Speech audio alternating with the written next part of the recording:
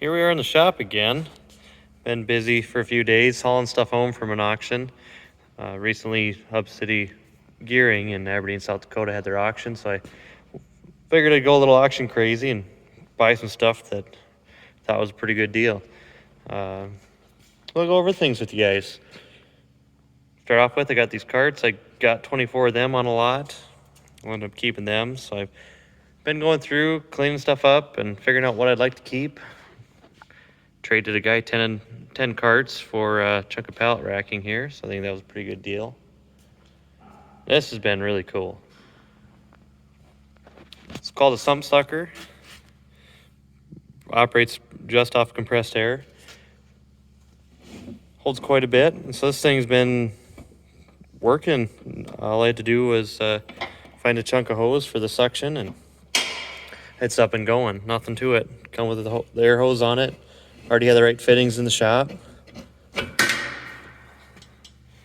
Sucked out the floor drain sump and sucked out the plasma table as well. It's got a holding, I have no idea what the capacity is, but holds a lot. This valve here actually goes to the bottom. So my thinking is that you can use that to remove the liquids. There's a basket that goes in the top to catch the solids. When it's operating, it just has a venturi with compressed air, and this is the exhaust. But as soon as you hit this lever here, turn it up like that, it actually pressurizes the tank. So you can effectively drain from the bottom with pressure here, switch it back to the open position, and then start sucking again on the top. Works well if you have a plug. It reverses it. It is regulated here to 10 psi max. It'll have relief. Some more on that pallet racking. Got a few things on there already. Ended up buying 11 of these dumpsters. Got them relatively cheap, I thought, compared to what they are new, especially. And the auctioneer called me and said he had 4 more, so I took them too. I got a few of them that are bigger. I think I'll just keep them. Be nice for trash and other sorts of stuff like that. Ended up with a few cabinets.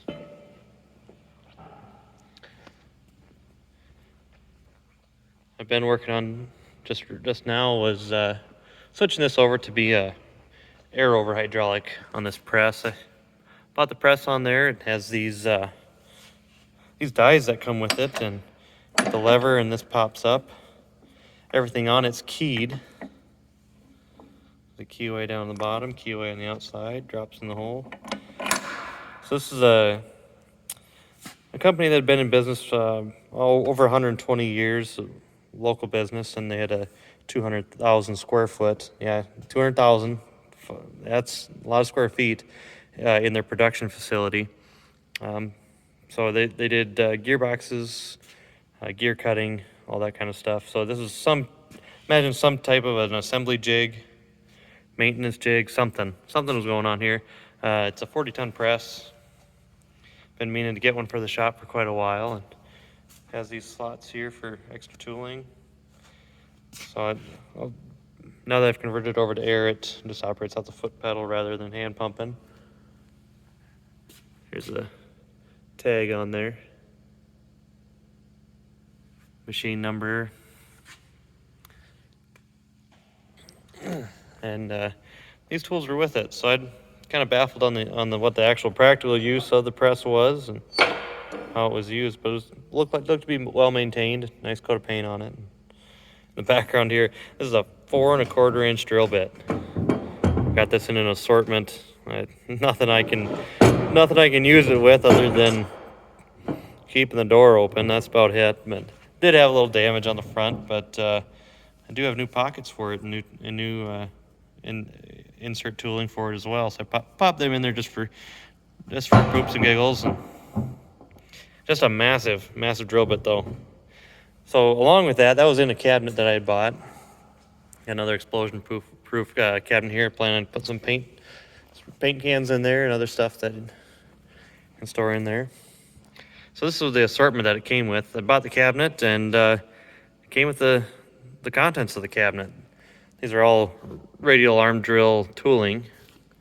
These are the heavy duty collets that they use to hold the tools.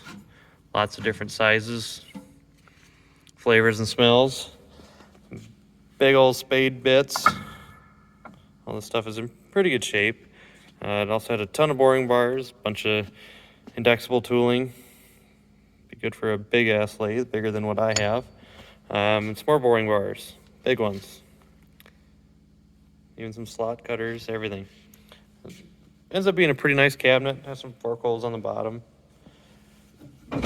Nice heavy duty drawers. So this one will probably end up being my my cabinet that I have for my machine tooling. Found some other strange arbors. Don't know if these are related to that drill press or not. Everything, all these splines all fit together, and everything's really nicely done, so not sure what all that's for. Ended up with some, here's some size comparison there. That's a big chuck that these jaws go into. So you got a whole assortment of these chuck jaws. Supposed to be something I can unload, might pop them up on eBay or something. And a few novelty sized Allen wrenches. And a nice bent boring bar too. Another cool score that I got was this chuck here. And I also got a whole bin of jaws that fit the chuck. Been looking for something like this for quite a while. There's always something I'd like to index, and this is something I can mount on my milling machine and do all sorts of fun, different things that I can't do now. Picked up a bunch of these lifting chains. Nice heavy duty ones, 7,000 pound rating. We got some more good stuff in here. Bunch of jaws for my milling machine vise. And in here is something I've been kind of intrigued with the idea of owning for quite a while. Just they're always a little too expensive. So for what I got in this one, I paid $1,200 for it, and I think I'm good in the money there. This thing is a duplexing head or a boring and facing head. There's a few different names for it. Just a really neat thing here. I really think it's a neat idea, and could end up being really practical for me and get a lot of use out of it. Nice part is the R8 collet. That's what I have in my milling machine. So the nice thing that is different about this head versus a regular boring head, this head has 3 different gear selections, and so when it's engaged, every rotation of this slowly advances the diameter of the cut. So every time it goes by, it turns it a little bit, and that'll expand. So that way you can face a part and quickly adjust and make changes when you're doing boring jobs. Lots of really nice tooling come with it. Really small tooling. Put a few boring bits and nice little boring bar in here too. And as indexable cutting tool in the end. I have to see if I got the right tooling or not. But definitely nice, well taken care of. This is an extender for it. Lots of different ways. These are nice. They do have the ability to cut snap ring grooves. And that's the biggest advantage. You can cut an internal groove, and that happens by adjusting these stops. And once the stop is hit, there's a dog in here that will over center, so that way don't take your hand with it when it hits the stop. Yeah, it's really a nice tool. It's remember, this one's a Narex.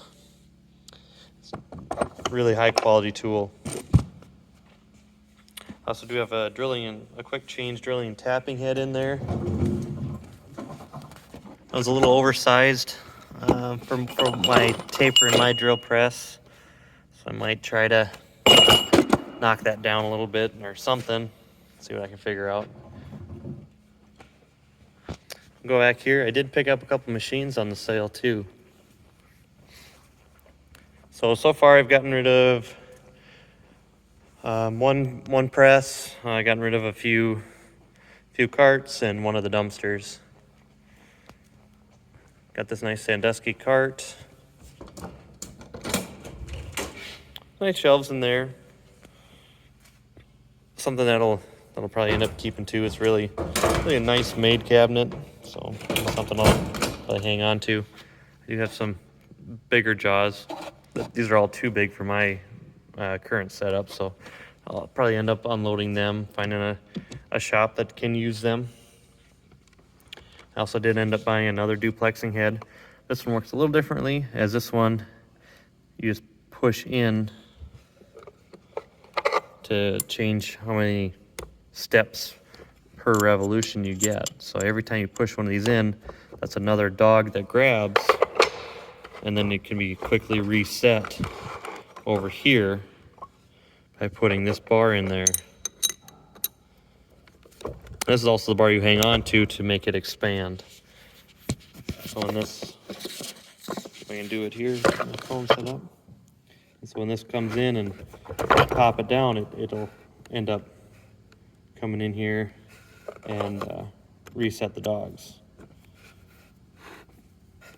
So to do the reset, you just go like that, and then all the pins pop out, and you can start over by reselecting how many catches you want per revolution, and that will determine your feed rate.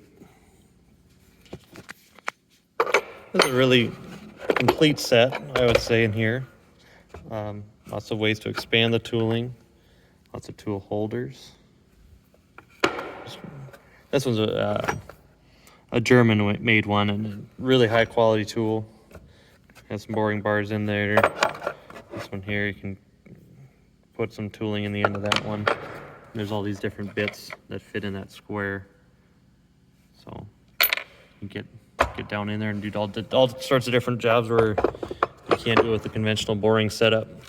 This is all stuff that is really meant for a manual machine, or CNC. It just kind of takes care of all them problems. Coming back here, these are the two big machines I bought. They're both tool cutter grinders. This one, probably the one that isn't quite as nice, but still a really nice tool grinder. Here's a little shot of the head, and there's the brand down there. These ones look like they're, I'd say built in the 60s. This one I really like how this one is set up. This is probably one I'll definitely hang on to. So if you don't know much about these, they are the Swiss Army knife of the shop. They can really do anything you want. So, this is going to be able to raise up and down, turn side to side, spin all the way around. And same with this. This one also has this DC motor on here, variable speed. Everything works on it. We'll have to rewire it for my low voltage 3-phase that I have. It's all wired up for the factory that had the high voltage 3-phase. What else this can do? It can actually do relief cuts. So this goes in and out on down here. It rides on a dog, just like a camshaft in a car. You can actually adjust it by cranking this down in and out, and end up changing how much you're taking off per pass to change your relief, and then that's all measured off of this dial indicator. And so it's really just, really well designed, well thought out. And then to do the motor, you just turn this to tight tension the belt, and it just jumps right up there. So I'm hoping I can make some more videos on these machines running once I get them wired to my 208 3-phase, and maybe show you guys what they're really capable of. My practical applications being mostly truing up drill bits and end mills, stuff like that. I'll have to get some diamond wheels and a little bit better dust evacuation system if I'm going to do some carbide. But overall, it'd be mostly high-speed steel, pretty safe to work with, easy, cheap wheels to get. So I was really fortunate that that attachment on the bench that I was showing, it's complete. So when I say it's complete, it has a steady rest, and then these do insert right in here, and so then I can do cylindrical grinding and then have a steady rest on the end. So that would act the same way as a tailstock on a lathe. It does have a mini chuck. So this will probably end up be what I use, since it is set for 5C collets right now. I do not have any of those, so I'll probably end up just running that lathe chuck on there. Haven't quite figured out what this attachment's for yet. This also goes on those rods. Looks like something that's really versatile, easy to set up. It is fun to kind of go through this stuff and look at all the old dates on everything. This one here, definitely old. And just the vintage of the box. It doesn't say anything on it, but I'd imagine it's pretty old. You know, maybe somewhere in the 80s, early 90s, something like that. But brand new, never used. And just really nice, smooth. Sure is a high quality tool. And threw in an extra belt. Looks like it's been a little chewed up on there, but something that's, I'm sure, usable still. Yeah, these operate just on the premise of being able to move side to side, and when it does move side to side, that's where the grinding action happens, and being able to go in there and do all my relief cuts and do a better job than just a regular bench grinder. So this is just definitely a novelty item to have in a shop. Here is an optical comparator. Pop in here, there's a little bulb in there, and that just reflects the light through and shoots the light across, and then whatever's shown through here gets magnified up on here with a shadow. And so that's something that complements a tool grinder. You know, you can put a tool in here and check your angles. You got 1 minute caliper on the bottom here, and this changes the angle of it right here, and you can pop it out and do a rapid change too. Another thing, it's got these clips, so if you do have a print, you can overlay it compared to a print. So yeah, those are just some machines that I've gotten. Moved them in. Took us a few days. I had some help. That's where that press went. I traded him out some labor for a press, and that worked out pretty good. Another thing I got was 80 of these carts, and they said they were for their shipping department, so zoom in on them out there. Those I'm just gonna leave out there, and ended up trading 10 of them for that pallet racking that we saw earlier. So I figured those can be turned into a shop bench pretty easily, and I always got guys asking me about shop benches and what they can do. So that'd be a nice base for something like that. So now I'll turn around here. So while I was there, I met some guys that worked there. You know, I do know a few people that have worked at that factory in the past before they were. Their production had gotten moved to Kansas, and it's the Regal company. Regal Boyd had bought out Hub City. And while I was there, they said, "Hey, we're just gonna throw all this stuff out. Do you want it?" And I said, "Well, sure, I'll take it." And it looks like it's gonna end up being pretty nice for me. So I haven't gone through any of this. So all I've done, I see a box here. There are some end mills in there, so I pulled the wax off of them. That's about all I've done so far.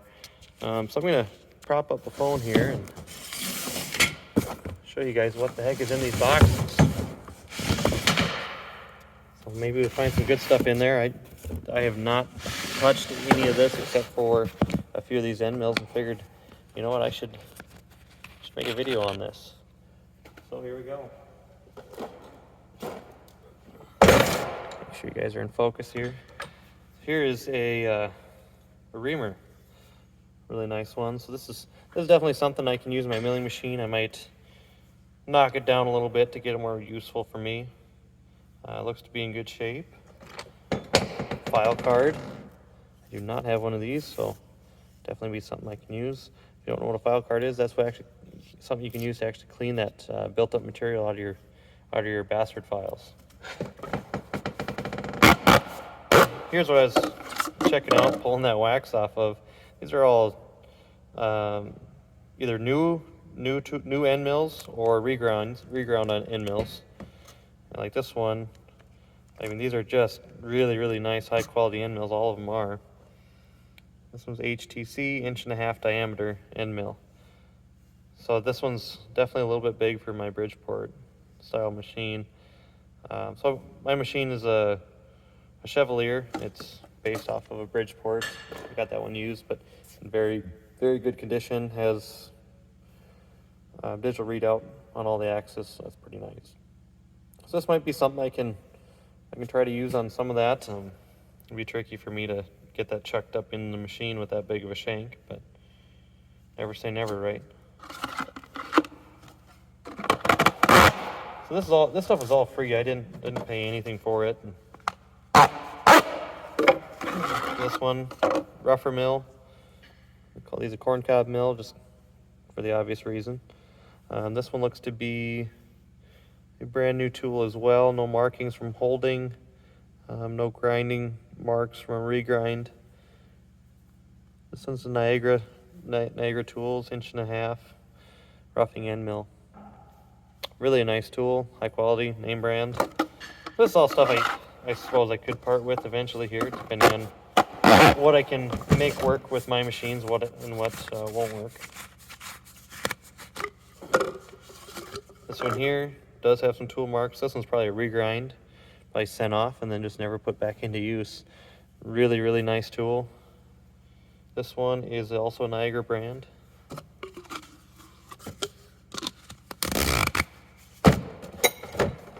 So yeah, let this be a lesson. Just remember, when you're going somewhere, be nice. Somebody might give you something. This one is a very large rougher. Does have a little bit of a nick in it, so I'm guessing this one was destined to be reground. Right up top here is where the issue is. Bottom is very sharp though. No issues down there. Oh man, I'm gonna have to grab the caliper for this one. This one's gonna take a serious machine to chuck that one up. This one's a Regal USA.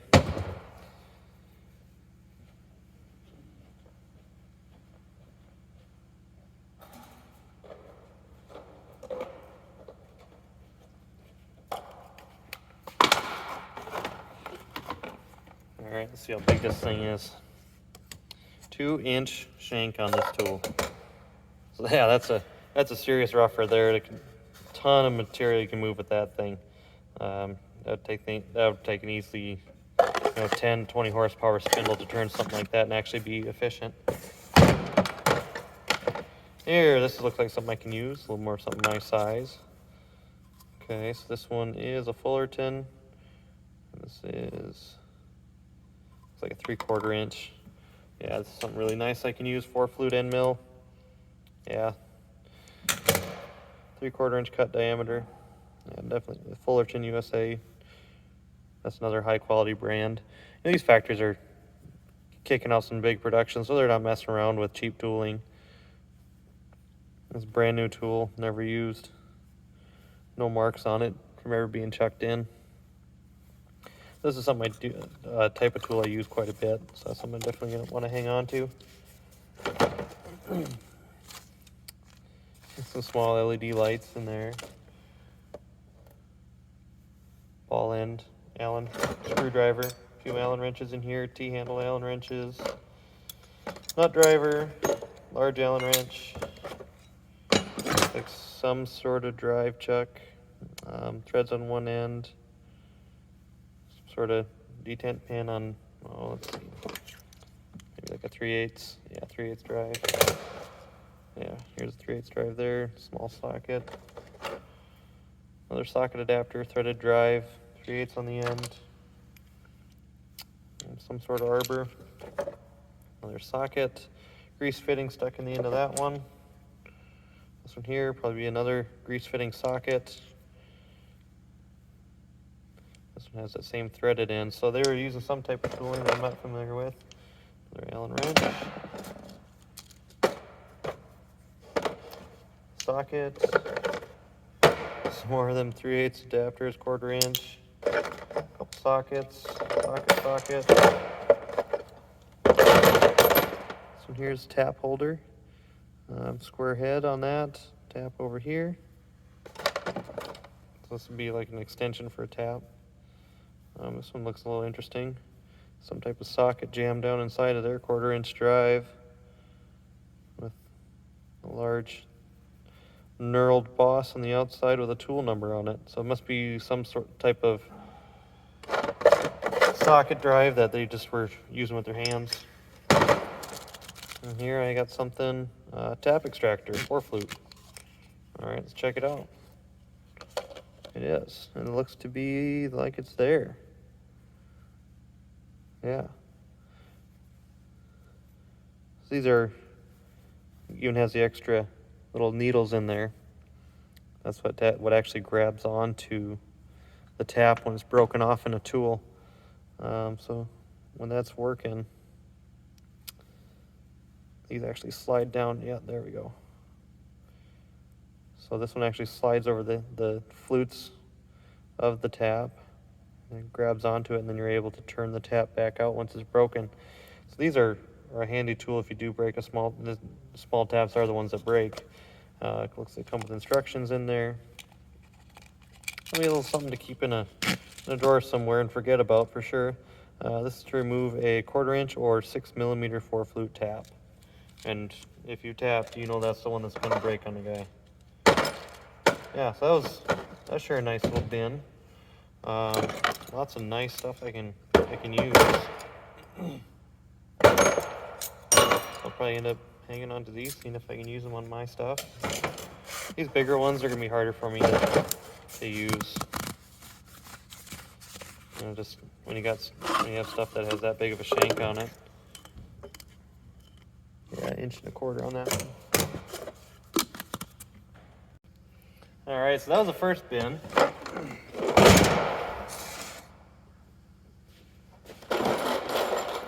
Here's another one. This one, nozzles for, flare nozzles for coolant. There we go. Got a few more end mills, it looks like. These things are all brand new. Regal 5/8 end mill. To be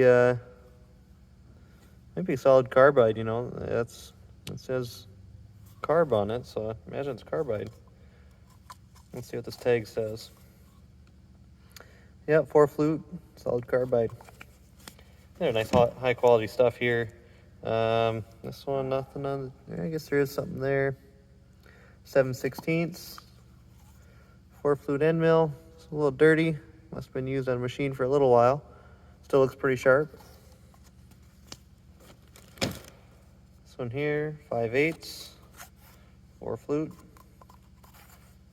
This one looks like it's brand new on that one.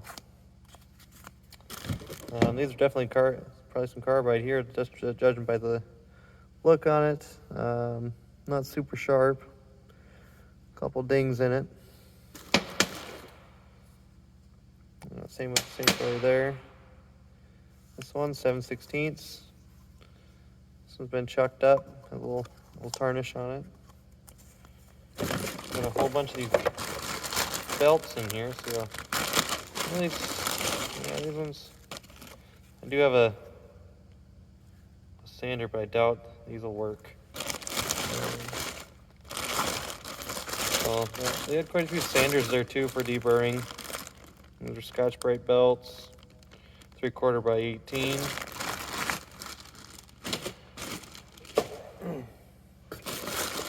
Another bag of belts. Here's something that might be interesting. This one's got a report with it.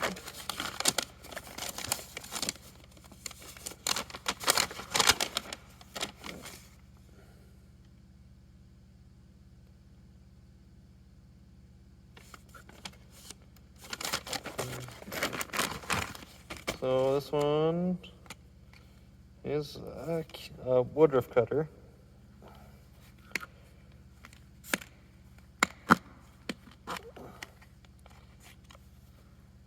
This looks to be pretty good quality too. Looks like it probably has a fresh grind on it. Really nice looking tool. This is another Fullerton. Yeah, that'd be something I can keep around.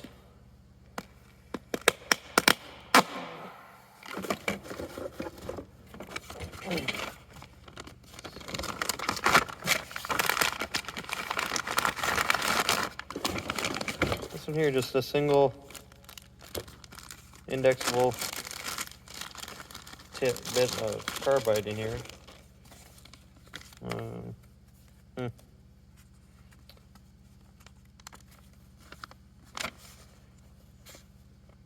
Yeah, they got a whole assignment issue here. Yeah, so a lot of work for just one little chunk of carbide. Oh, this also is here. And then the rest, a big old bin of Allen sockets.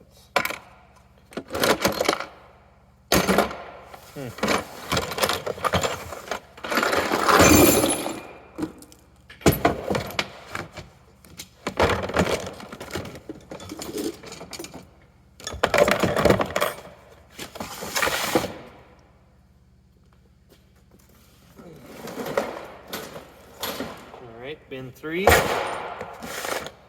masking tape, and a whole mess of torque wrenches, or Torx headed wrenches for insert tools. One red one in the bunch, T15. So another T15. Yeah, looks like they're all T15 wrenches. Well, definitely stuff I can get rid of there. Every tool you buy always seems to have one with it. Just end up dumping these in this bag.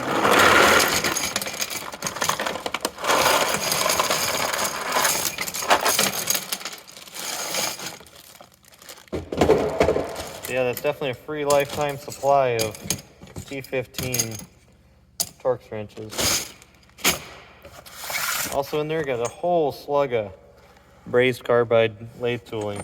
I don't use it too much, but you know, in certain situations, it can be pretty nice to have. And being this is all lathe tooling, and stuff I can shape up in my my cutter grinders that I showed you earlier. All kinds of every bit of every chunk in here is all brazed carbide. They're all ground on in some way. Well, I got one more of the gray bins before I get to the big box.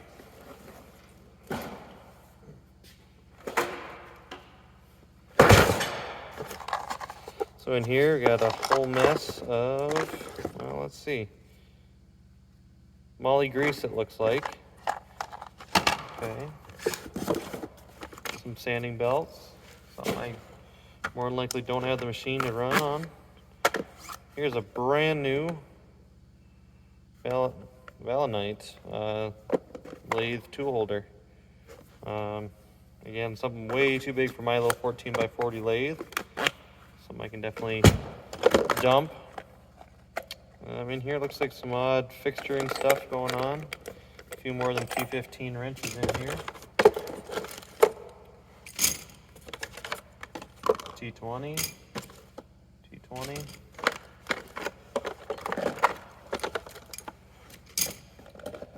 Let's see, so some kind of base it looks like for a dial indicator, I'd imagine. Kind of what it's looking like to me. Still kind of blown away that they're just throwing this stuff out. You know, it's all stuff that's super useful. Brand new carbide insert. So, what else do I got here?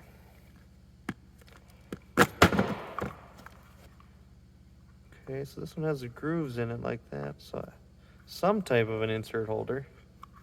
You know, there's a lot of different machines there, so I imagine there's a machine that took that type of tooling. Has this insert holder is what it says. Tool number on it. Some more of these sockets. More of them. Here we go. Don't use wrong style. Okay. Take a pop at these. These are brand new in the box. And it looks like somebody ordered the wrong style. These are pretty aggressive looking tools. There's a big old mess of carbide in there. Sharp too. 8 sides.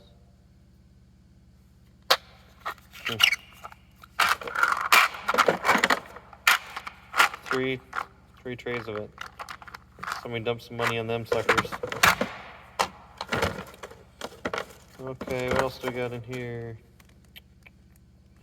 Some more insert tools, screws for hold downs, another chunk of insert tooling, insert, lathe insert. Thicker inserts do fit. We use for cast. Okay. Yeah, so that's the end of that bin.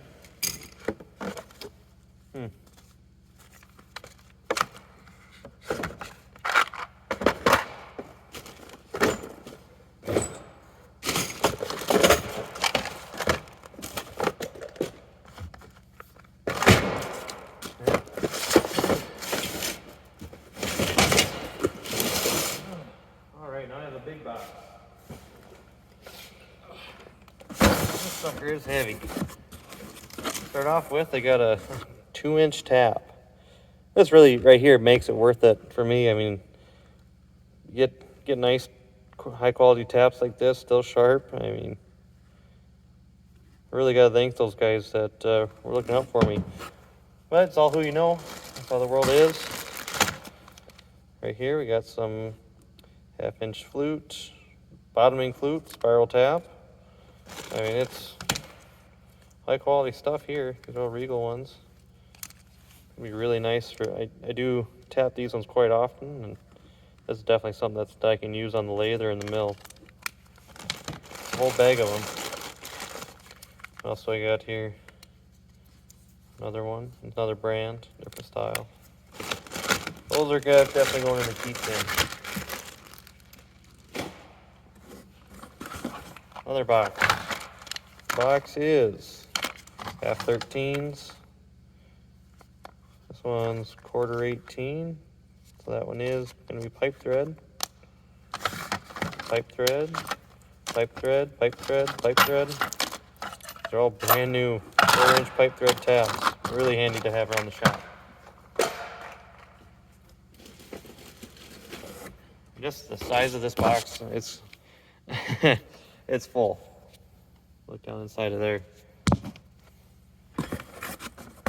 Oh man, here we go. This one is 1/2-inch pipe. Yeah, this is nice stuff. Really nice stuff. I'm gonna just have to go a little faster through this here. So pretty much it looks like this whole box. Oh man, 1/2-inch pipe. And this box after box of taps. 5/8 taps. Another 2-inch tap in here. Some more 1/4-inch taps. It looks like this entire box is going to be taps for me. I'll have to set up some drawers in a toolbox. As deep as I can dig down here, so far it's just been spiral fluted taps. Here's the 832. These are all brand new, never used. Okay, I also have another novelty sized Allen wrench. Here's a whole box of them fittings. These are made for those lock connectors, push lock connectors, I guess you call them. Diffusers on the ends. A whole bunch of mess of them here. Some more of that tubing. I use these once in a while. I don't really do a lot of work where I do cut with coolant. I do use these for compressed air here and there. have more of them. Lollipop coolant nozzles. So in here, let's see what we got. Okay, so we do have blocks of these that'll accept these tapers. T15 it says. I'm gonna do some checking. I'm not very familiar with what the heck this is gonna do. It's a little confusing to me, so I don't know if you guys have seen something like that. Just let me know in the comments, I guess, because man, this thing is a nice chunk of material here, and and it's, yeah, I'm sure it's expensive for somebody at one point. Looks like in here we have very, very small screws. Set screws. Some lollipop coolant nozzles. Spare parts. That's always good to have some spare parts, right? And not to be outdone, let's see what this is. There we go. Little spade drill. These things are pretty nice. It's probably carbide too. Yeah, if you're looking for drills that have really nice hole quality, these will do it. Not the best with chip evacuation, but they'll cut a nice hole.